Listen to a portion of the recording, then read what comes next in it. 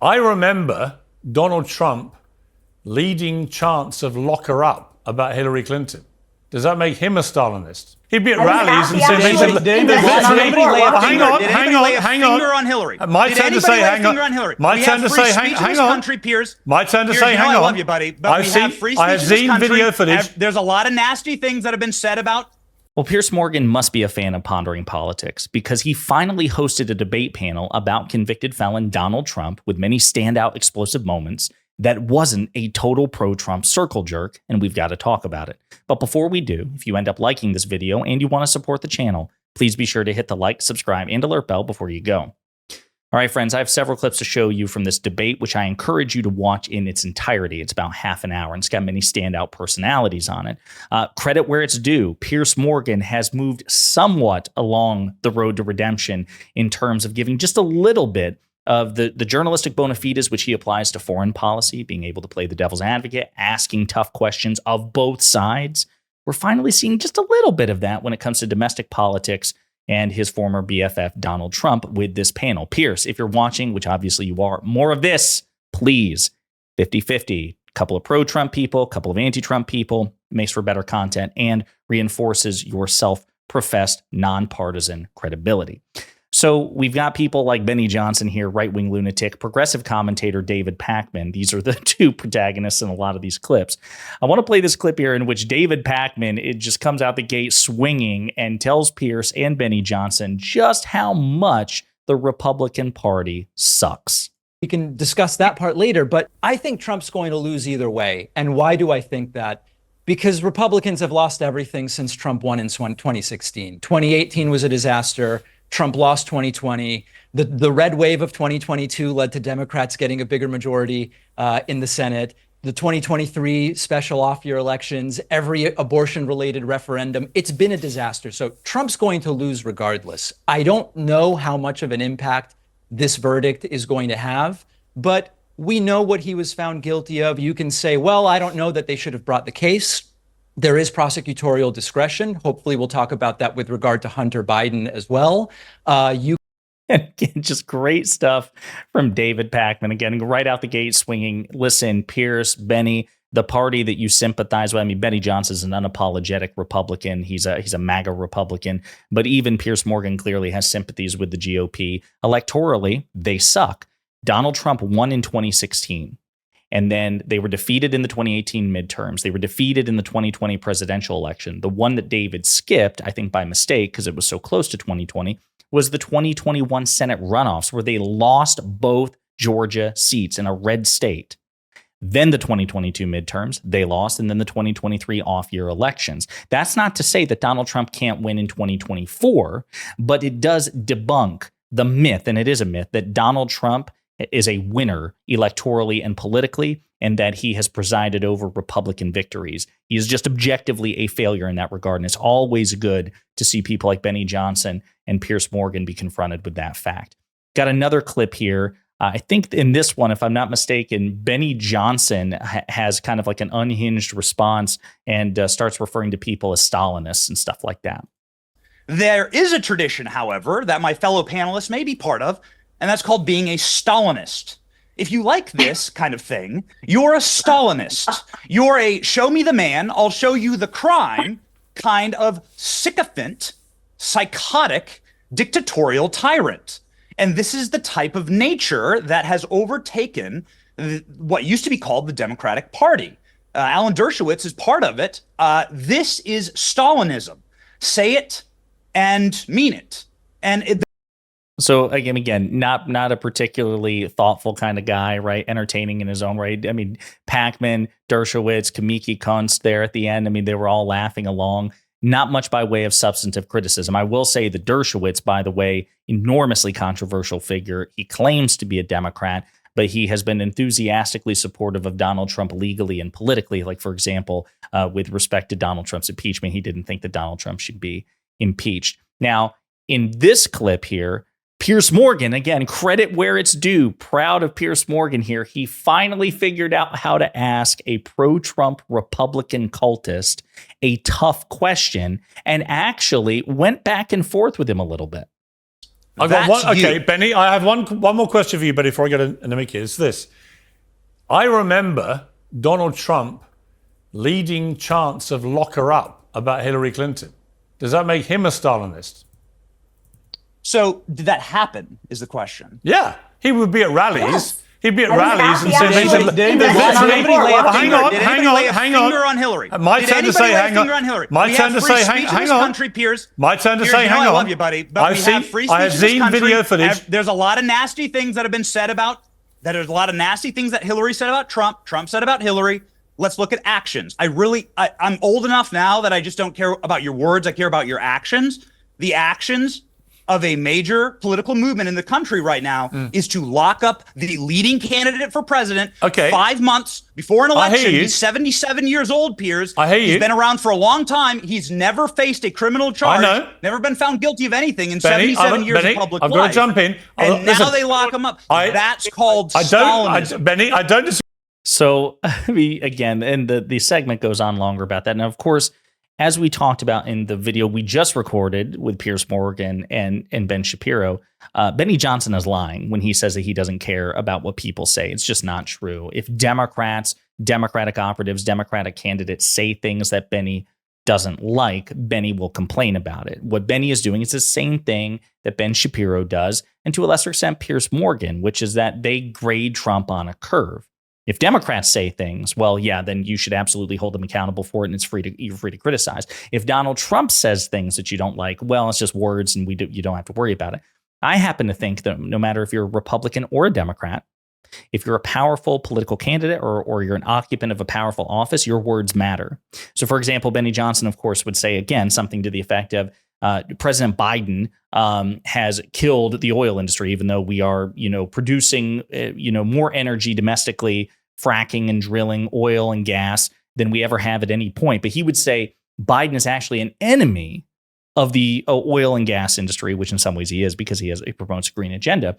But because he has criticized fossil fuels, because he has articulated a pro-green agenda, right? This is what Republicans say, that the reason gas prices spike is because President Biden, Joe Biden, disincentivized, deterred investments in oil futures and things like that by simply articulating as a candidate that he wants to lean towards renewable energy. So their words matter, right? Or when Joe Biden talks about when he criticizes the Supreme Court, then they have a problem with his words, right? He's the president. He shouldn't be criticizing the Supreme Court. But when it's Donald Trump, they're graded differently. So that's why you saw that freak out that even Piers Morgan was like, whoa, whoa, whoa, because Benny Johnson realized, oh, that's right. Donald Trump did repeatedly publicly campaign on jailing his political opponent. And as we talked about before, I love debunking this. It's so fun.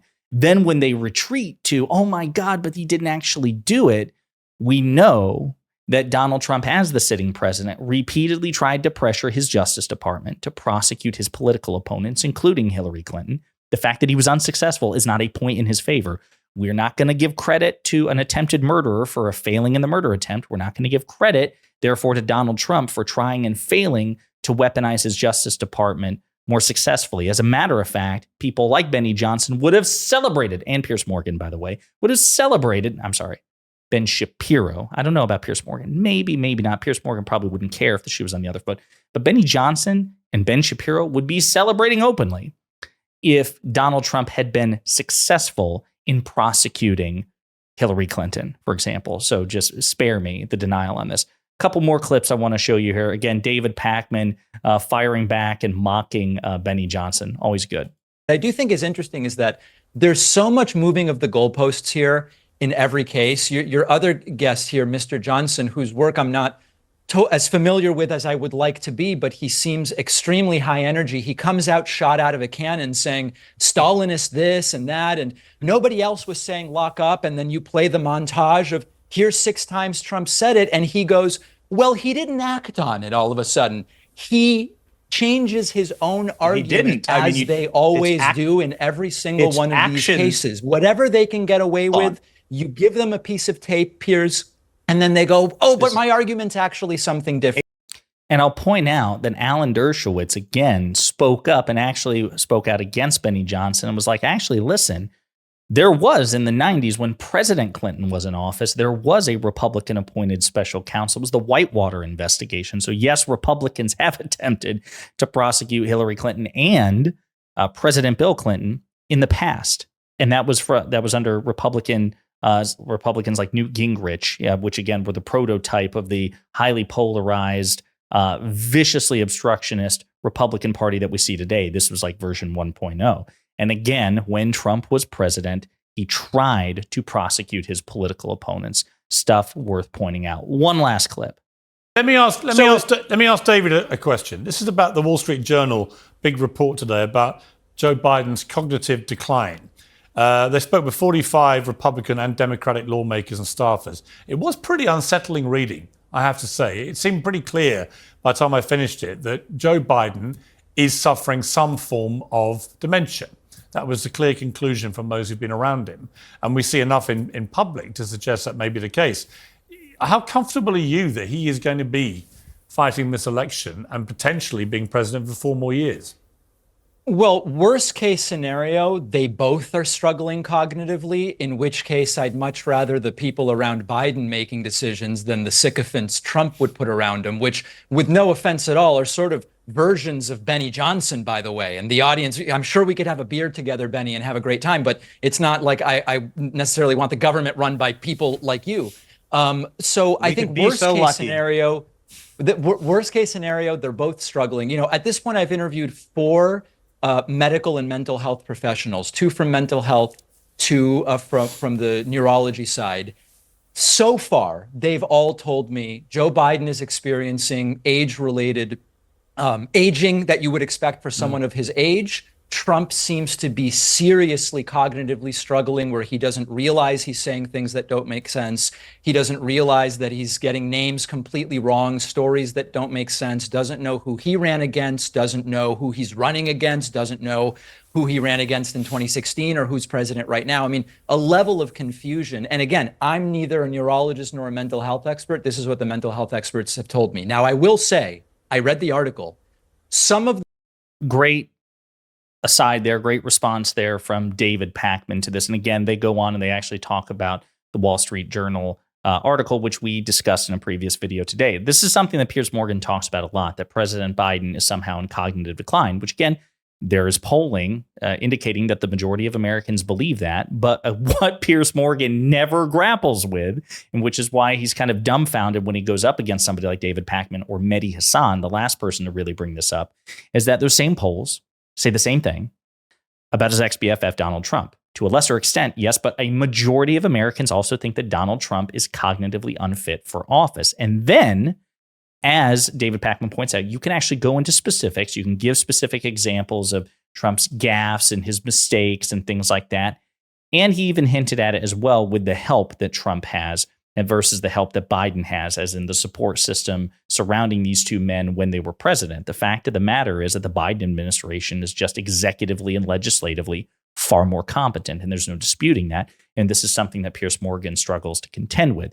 So I'm really pleased with David Pakman's response there. Again, I encourage you guys to watch the full thing. It's about 30 minutes, many standout moments, including, again, from Kamiki Kunst as well, and even from Dershowitz, spoke up and said some true things as well. Very rare for him, given his current controversies and Trump's sycophancy. But yeah, this was a good step in the right direction for Piers Morgan. If anything, you might be able to make the argument that it was lopsided against the pro-Trump side, which is rare. And I'm not even asking that.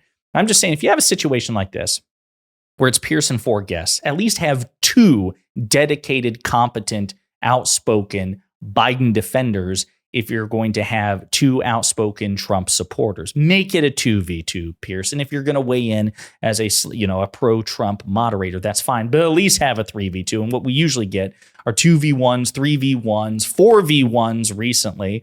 And that stuff is just inexcusable. So more of this, please. Let me know, folks, what you think in the comments.